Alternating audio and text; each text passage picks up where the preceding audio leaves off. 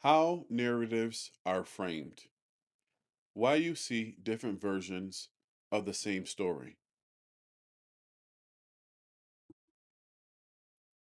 Have you ever noticed how the same event can be reported in completely different ways? Not necessarily false, just framed differently.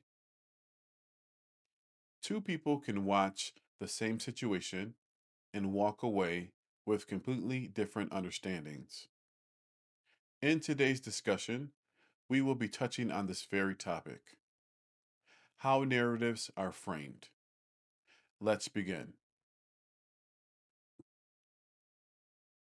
Most people assume information is presented as it is, but in reality, information is selected, organized, and framed before it reaches the public. This doesn't always mean something is wrong. It means there's a process behind how information is delivered. Becoming aware of this can help you understand the motives behind the information. This provides you a chance to read between the lines and make your own educated decisions. So let's take a look at how narratives are shaped. There are three simple ways narratives are shaped, and they are as follows. What gets included? What gets emphasized? And what gets left out? These three decisions can completely change how a story feels.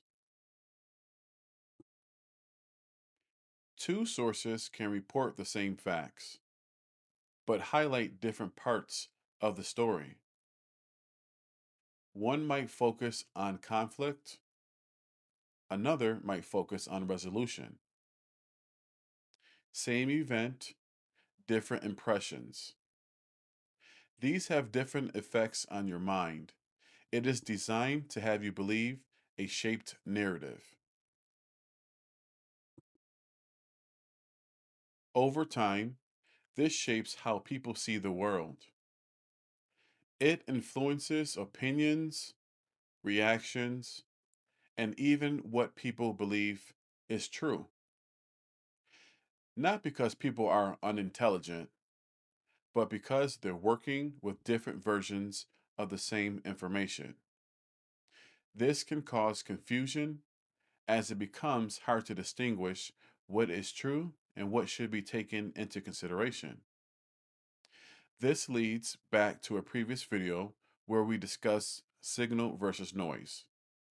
Signal is the information that is important, and the noise is the other stuff that is included that you don't need.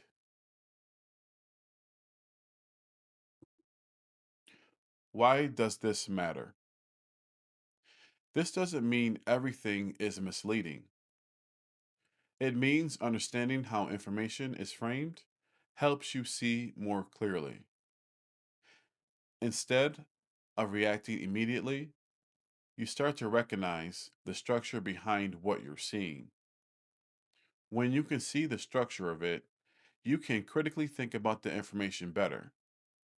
This helps filter what is important and what is added to elicit emotional reactions.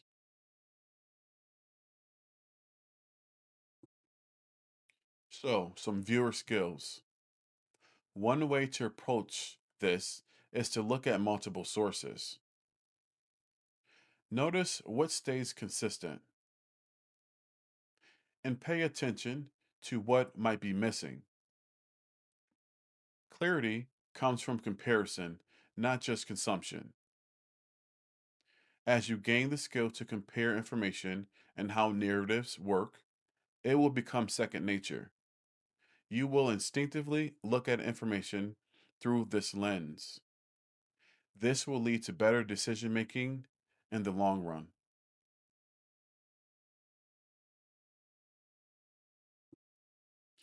In summary of today's lesson, clarity isn't about having all the answers. It's about asking better questions. When you ask better questions, you are able to cut through the noise and gain clarity. A personal note from me. I'm making these videos for humanity. At a time where information is overwhelming, there is a path and a way for us to adapt and to survive. I'm working on improving lessons on this channel. Thank you so much for listening.